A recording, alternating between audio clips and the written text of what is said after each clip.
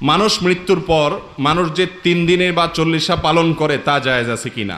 দেখুন ভাইরা আমার, বাংলাদেশে সবচাইতে প্রতিষ্ঠিত বেদাত, যে বেদাতের শেকড় সবচাইতে গভীরে এদেশের মাটিতে, যে বেদাত সবচাইতে বেশি সংখ্যক মানুষ করে, যেই বেদাত সমাজ থেকে কোনোভাবে দূর করা যাচ্ছে না, অন্য অনেক বেদাত দূর করা গেছে কিন্তু এটা দূর করা যায় না, সেটা হলো কি, কোনো মানুষ মারা যাওয়ার পরে বলে যে মানুষ ওই মুর্দার জন্য খাওয়ানো। আসলে কি মুর্দার জন্য খাওয়ায়? খান তো আপনারা সবাই, মুর্দা বেচারা তো চলে গেছে, নাম বলে কি মুর্দার খাওয়ানি, মুর্দারে খাওয়াইছে। মুর্দারে খাওয়াইছে আসলে মুর্দার নাম দিয়া কারা খায়? জিন্দারা খায়।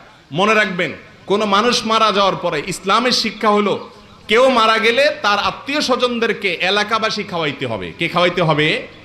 এলাকাবাসী খাওয়াবে। এলাকাবাসীর জায়গায় উল্টা যদি তাদের কাছ থেকে আপনারা খান তাহলে সওয়াবের জায়গায় উল্টা কি হবে? গুনাহ হবে। ভালো করে জেনে রাখেন।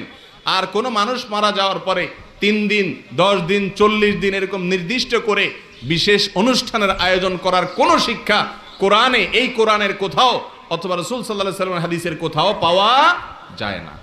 এটার বিরুদ্ধে আমাদের অবস্থান নিতে হবে। আপনার বাবা মারা গেছেন, আপনি তার জন্য যদি কিছু করতে চান, 1 নম্বর করণীয় আল্লাহর কাছে দোয়া করবেন। কি করবেন? দোয়া করবেন, মাপ চাইবেন, চোখের পানি ফেলবেন, আল্লাহ আমার বাবাকে মাফ করে দাও, আমার মাকে মাফ করে দাও। এক।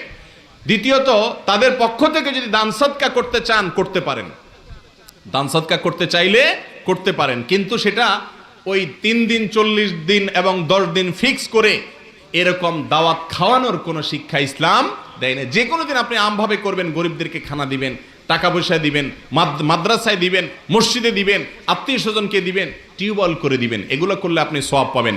কিন্তু মানুষ মারা যাওয়ার পরে এলাকাবাসীকে খাওয়ানোর যে সিস্টেম, এটা মূলত হিন্দুদের শ্রাদ্ধ থেকে আসছে। যারা যুবক পড়ালেখা জানেন তারা গুগলে গিয়ে বাংলায় শ্রাদ্ধ লিখে সার্চ দিবেন, আর কিচ্ছু লাগবে না, ফতোয়া আপনি সেখান থেকে পেয়ে যাবেন।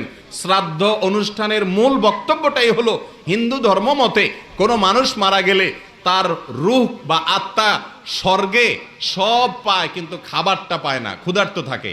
তো এই জন্য তার ওয়ারিসরা, আত্মীয় স্বজনরা যদি এলাকাবাসীকে খাওয়া দিয়ে দেয় তো স্বর্গে তার খাবারের আপনার মিল চালু হয়ে যায়। এইখান থেকে শ্রাদ্ধ অনুষ্ঠান আসছে। আপনি খুঁজে দেখেন, আমি হিন্দুদের বহু ওয়েবসাইটে যাইয়া দেখে এসে তারপরে বলতেছি, অন্তত 1 ডজন ওয়েবসাইট এবং তাদের বিভিন্ন বই পুস্তকের তথ্য যায় না, তারপর বলতেছি। ওইটাই আমাদের এই মুসলমানদের মধ্যে চালু হয়ে গেছে। এজন্য ভাইরা আমার, কোনো মানুষ মারা গেলে মুর্দার খাওয়ানি নামে যে খাওয়ানি, এই খাওয়ানি ইসলাম আমাদেরকে শিখায় নাই। আপনার মনে চাইছে একটা এতিমখানা খাওয়াই দেন, একটা গরিবরে 1 বস্তা চাল কিনে দেন, অসুবিধা নেই, কিন্তু দিনক্ষণ ঠিক করে নিজের মন মতো ইবাদত করলে সেটার নাম বেদাত। আর বেদাতের ঠিকানা কোথায়? জাহান্নাম। মুশকিল হলো এটা যদি আপনি না করেন, এলাকাবাসী বলবে কি একটা ছেলে রেখে গেছে, কারোর একটা হাতটাও ধোয়ায় নাই। ঠিক না ভাই? ঠিক। আপনি বলবেন কেন আমি তোমার হাত ধোয়াইতে হবে কেন? আল্লাহ তোমার কি ল্যাংড়া লুলা বানাইছে? নিজের হাত নিজে ধোয়া যায় না? হাত ধোয়ানো মানে হলো এখানে কি? খাওয়ানো।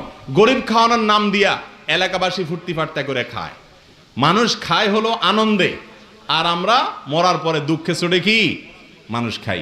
এই মুর্দার খাওয়ানি, এটা ইসলাম আমাদেরকে শিখায় নাই। আল্লাহ আমাদের বোঝার তৌফিক দান করুন। এরপরে